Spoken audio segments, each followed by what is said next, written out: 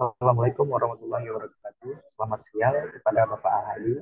Kami dari kelompok yang beranggotakan Alfred Farusani, Awas Sofian, dan saya sendiri yang Indonesia akan mempresentasikan tentang makalah ilmiah satu dengan judul implementasi algoritma night bias berbasis partikel swab optimization untuk mendeteksi penyakit jantung pada EKG. Okay, next. Adapun latar belakang kenapa kami mengangkat judul atau tema ini adalah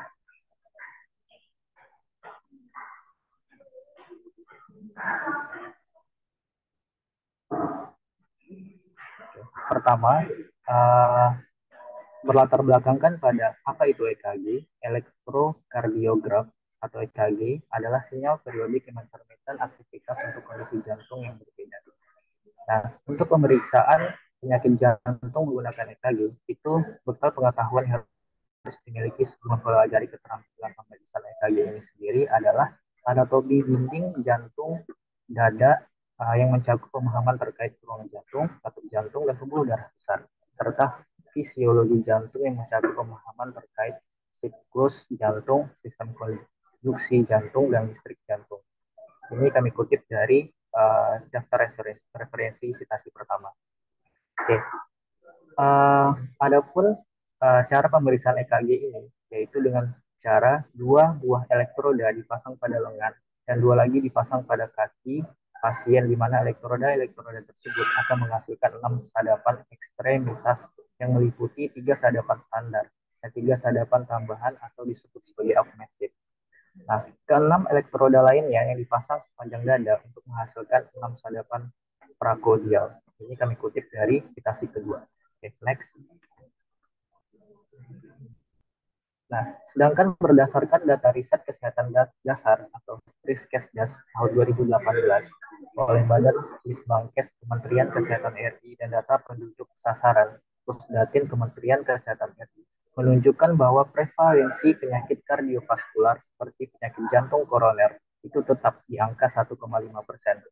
Ini adalah data dari tahun 2013 sampai dengan 2018 dengan prevalensi tertinggi terdapat di Provinsi Kalimantan Utara, yaitu sebesar 2,2%. Daerah Istimewa Yogyakarta sebesar 2%, dan Gorontalo sebesar 2%. Berdasarkan situasi ketiga yang kami kutip. Nah, uh, karena penyakit jantung tergolong ada penyakit yang cukup mematikan, maka dibutuhkan kontrol rutin untuk penderita jantung, termasuk pemeriksaan jantung menggunakan EKG untuk melihat aktivitas dan kondisi jantung demi menghindari risiko serangan jantung tiba-tiba atau paling buruk adalah risiko kematian. Nah, kami mengutip dari beberapa citasi atau jurnal terkait, yaitu berdasarkan penelitian yang pernah dilakukan oleh Devina Larasati pada tahun 2022 untuk membuat prediksi yang akan membantu para dokter untuk melakukan diagnosis dengan tepat dan akurat, sehingga penyakit jantung koroner dapat ditangani lebih awal. Salah satu algoritma klasifikasi data mining yang digunakan pada penelitian oleh Devina ini adalah algoritma Knife Bayes Classifier dengan menghitung probabilitas kemungkinan seseorang pasien. Nah, percobaan pada penelitian ini dilakukan sebanyak 3 kali percobaan dengan membagi data latih dan data uji, data testing dan data training, sehingga menghasilkan nilai akurasi paling tingginya dari ketiga percobaan ini sebesar 83,1%. Nah, latar belakangkan next.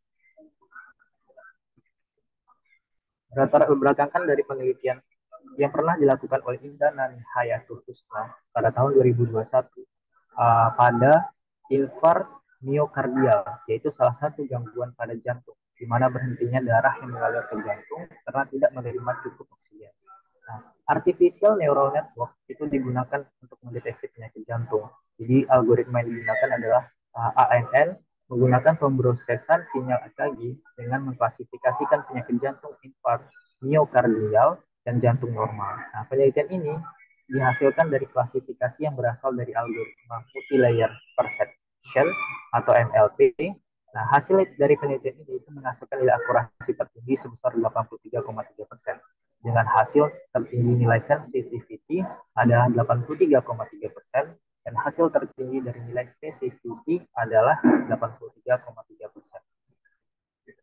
Nah, Ada penelitian lainnya yang dilakukan oleh Aldi Fianda Putra pada tahun 2021 pada penyakit infarksi miokardial juga yang menggunakan algoritma berbeda, yaitu dievaluasi menggunakan knife bias, decision tree, dan support factor machine. Hasil akurasi pengujian pada ketiga algoritma tersebut adalah diperoleh decision tree dengan akurasi 98%. Dengan kata lain, decision tree ini adalah nilai akurasi tertinggi. Diikuti oleh algoritma support factor machine dengan akurasi 91% dan knife bias dengan akurasi paling rendah sebesar 49%. Oke, next. Nah, penelitian lainnya juga yang kami kutip dari penelitian yang dilakukan oleh Mahfahapul Hakimah pada tahun 2021 yang yang memilih variabel atribut atau data atribut dengan menggunakan bantuan T-square dan knife bias dengan taraf signifikansi yang digunakan yaitu 0,05%, 0,05 dan 0,01.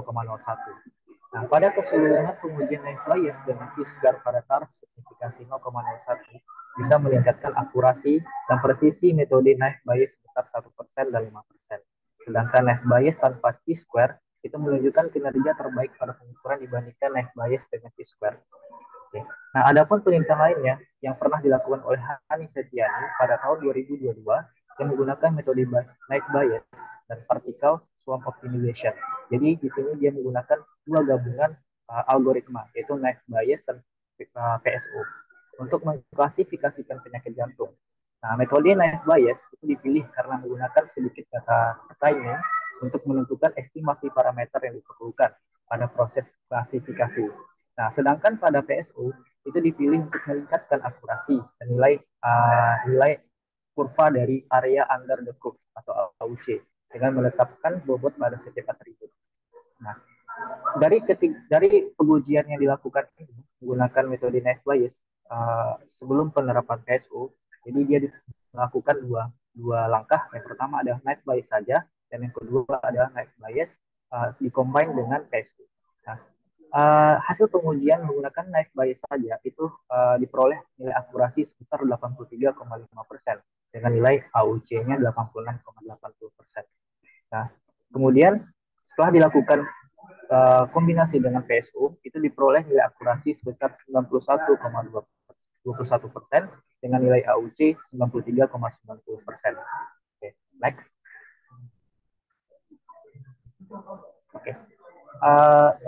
Berdasarkan pemaparan di atas latar belakang yang kami gunakan itu kami mengidentifikasikan masalah atas dua hal. Yang pertama adalah dibutuhkannya alat EKG elektrokardiograf yang mampu melakukan pemeriksaan dengan analisis yang cepat dan hasil akurat untuk mendeteksi penyakit jantung sehingga mengurangi risiko kematian pada pasien penyakit jantung.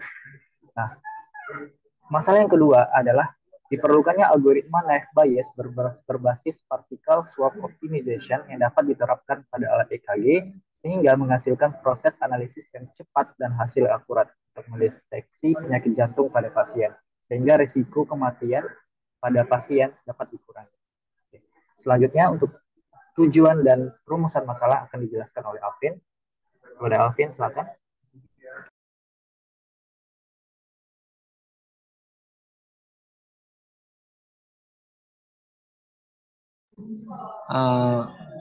Maksud dan tujuan dari penelitian ini adalah yang pertama adalah memperoleh alat EKG yang mampu melakukan pemeriksaan dengan analisis yang cepat dan hasil akurat untuk mendeteksi penyakit jantung sehingga mengurangi risiko kematian pada pasien. Selanjutnya adalah menjelaskan proses algoritma knife bias berbasis particle swarm optimization yang dapat diterapkan pada EKG sehingga menghasilkan proses analisis yang cepat dan hasil yang akurat untuk mendeteksi penyakit jantung pada pasien. Next. Batasan masalah yang masuk di sini adalah alat yang digunakan pada pemeriksaan kondisi penyakit jantung pasien adalah elektrokardiogram atau EKG. Algoritma yang diterapkan pada EKG, alat EKG adalah naive bias dan particle swarm optimization. Pengujian pada algoritma naive bias dan particle swarm optimization menggunakan confusion matrix dan kurva receiver operating characteristic atau OC. Selanjutnya adalah proses pengujian menggunakan data uji dan data training menggunakan perbandingan 70 banding 30. Selanjutnya dijelaskan oleh Fawaz.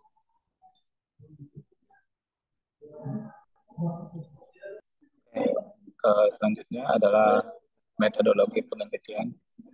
Nah, metodologi penelitian bisa dilihat dari sini, ada gambar tahapan-tahapannya. Nah, adapun penjelasannya, yang pertama kita mengumpulkan data terlebih dahulu. Nah, di sini dataset yang digunakan itu memuat sejumlah atribut dan terdapat dua kelas klasifikasi, yaitu data uji dan data training. Sebagaimana yang disebutkan di sebelumnya, perbandingannya itu 70 berbanding 30. Kemudian kita akan melakukan pre-processing. Nah, di sini dataset yang digunakan itu melakukan teknik cleaning dan transformasi terlebih dahulu untuk mendapatkan data yang terstruktur dan yang teratur. Kemudian tahap selanjutnya yaitu melakukan analisis data, pengujian, dan evaluasi. Nah, di sini sebelum kita menggunakan algoritma Naive Bayes dan PSO, dataset itu akan kita bagi menjadi dua bagian, yaitu menjadi data training dan data uji yang tadi itu.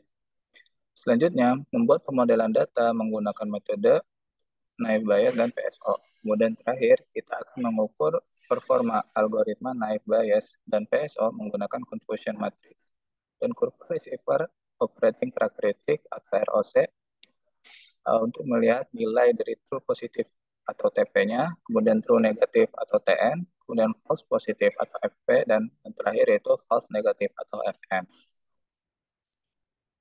Nah, kemudian di sini sistem penulisannya apa aja sih? Pertama kita mulai dari bab 1, yaitu pendahuluan. Nah, di sini akan menjelaskan tentang latar belakang penelitian, kemudian identifikasi masalah, maksud dan tujuan dari penelitian yang dicapai, kemudian batasan masalah yang akan menjadi fokus pada penelitian ini. Kemudian metodologi penelitian yang menjabarkan tentang metodologi apa saja yang digunakan pada penelitian ini dan sistematikanya. Kemudian di bab selanjutnya yaitu bab kedua tentang landasan teori yang berisi tentang konsep dasar yang berkaitan dengan penelitian yang berguna dalam proses untuk menganalisis permasalahan-permasalahan yang ada. Teori yang dijelaskan itu berkaitan dengan EKG, elektrokardiogram, kemudian algoritma Naive Bayes, kemudian algoritma particle swarm optimization, kemudian confusion matrix, dan kurva receiver operating characteristic atau ROC. Kemudian di bab selanjutnya itu tentang metode implementasi algoritma Naive Bayes berbasis particle swarm optimization untuk mendeteksi penyakit jantung pada EKG. Nah, di bab ini berisi tentang analisis deskripsi terkait tentang alur penelitian yang akan dilakukan dalam proses implementasi algoritma Naive Bayes berbasis particle swarm optimization untuk mendeteksi penyakit jantung pada elektrokardiogram. Dan keempat yaitu bab hasil dan pembahasan yang berisi tentang implementasi dan pengujian algoritma Naive Bayes berbasis particle swarm optimization atau PSO untuk mendeteksi penyakit jantung elektrokardiogram berdasarkan confusion matrix dan kurva ROC. Nah, kemudian yang terakhir yaitu bab kelima yaitu kesimpulan dan saran yang berisi tentang hasil dari penelitian yang telah kita lakukan. Penarikan kesimpulan ini menjelaskan rangkuman hasil pengujian dari implementasi algoritma Naive Bayes berbasis particle swarm optimization untuk mendeteksi penyakit jantung pada EKG berdasarkan confusion matrix dan kurva ROC. Kemudian, saran yang diberikan untuk pengembangan algoritma yang lebih baik dan akurat di masa yang akan datang dalam mendeteksi penyakit jantung menggunakan alat-alat EKG. Nah, ini daftar pustaka yang kami cantumkan untuk menulis makalah artikel ilmiah ini. Cukup sekian yang kelompok kami dapat sampaikan. Kurang lebihnya mohon maaf. Terima kasih. Wassalamualaikum warahmatullahi wabarakatuh.